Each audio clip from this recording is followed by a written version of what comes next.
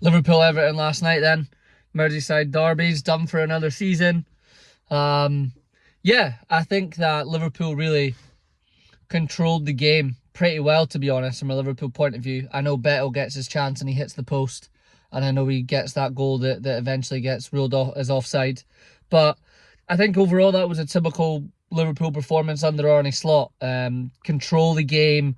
Yeah, you're playing a little high as we do, but you're backing again Kanate and Van Dijk to deal with those kind of counter-attacking moments, which I thought Everton were really good on the counter-attack. I thought a lot of guys looked a lot faster for Everton than I've ever seen them before. That Harrison was quick. I thought Beto was quick. Everyone just had a bit more pace about them that I've not really seen in an Everton team before. And it goes to show you, when they're playing the way that Dyche does and they weren't really looking to do that and get forwards, just a manager comes in and changes things, and then the little differences that you see in players. But yeah, again, controlled the game. Thought Liverpool were really good.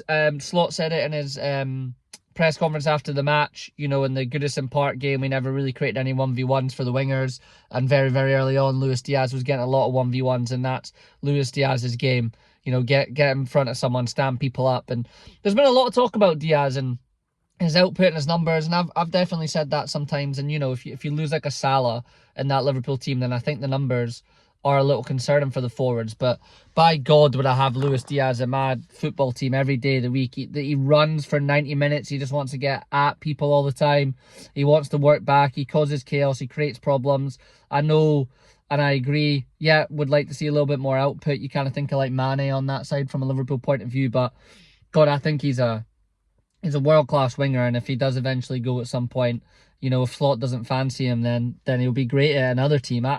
Slot plays him a lot, though, and he's trusted him down the middle as well, which he can do. So I don't know. I think Slot would quite like to keep him. I would like to keep him. Trying to think about what else in the game. Obviously, the red card. I put up a little clip about that on Instagram. I mean, yeah, for me, he's thought McAllister's coming in for the 50-50. McAllister's kind of stopped and slowed down. He's not come in, and Tarkwoski's gone through the ball and hit him high. I mean, McAllister's really lucky to not be badly hurt.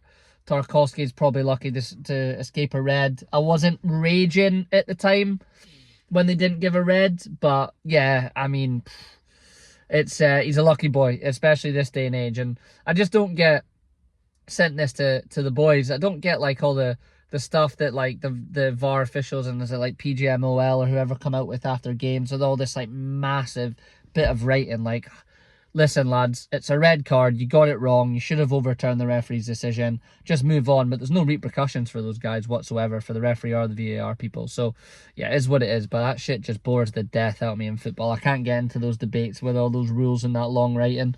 What else? I thought Beto was good. I thought he made Van Dijk almost like human at some moments.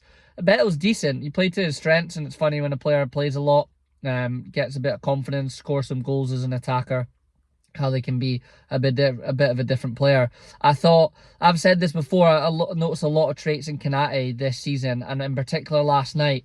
I don't know if you guys noticed this, but like one of the things Van Dijk's amazing at is when the ball gets played over, and he headers it, he's always like cushioning the header down to a teammate, and he's so fucking good at that. And I noticed that a lot from Kanate last night. Like the ball's getting played long to Beto and he's going up to win it, but he's cushioning it down to defenders, to teammates.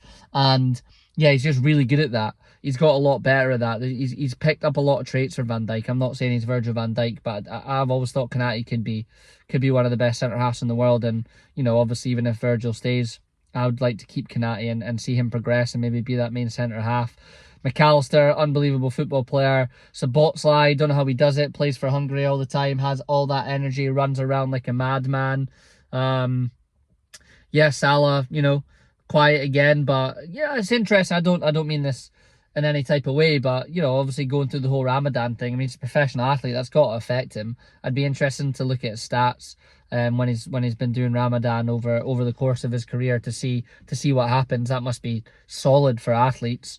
To be able to run around and play games at their absolute most peak highest level. Jota's goal was typical Diego Jota. I mean, we haven't seen him do that for a long time. A couple of fakes in the box and this way and that way. It's like he's a FIFA player, which he loves playing, and then puts it away. So that was great to see. Where else? City win comfortably. Obviously, Ipswich beating Bournemouth. Yeah, interesting result. Southampton and Palace drawing. Interesting. We got Chelsea v Spurs tonight, so we'll see what happens. But yeah, shaping up to be a good run to the end of the season. Liverpool got 4 more to go.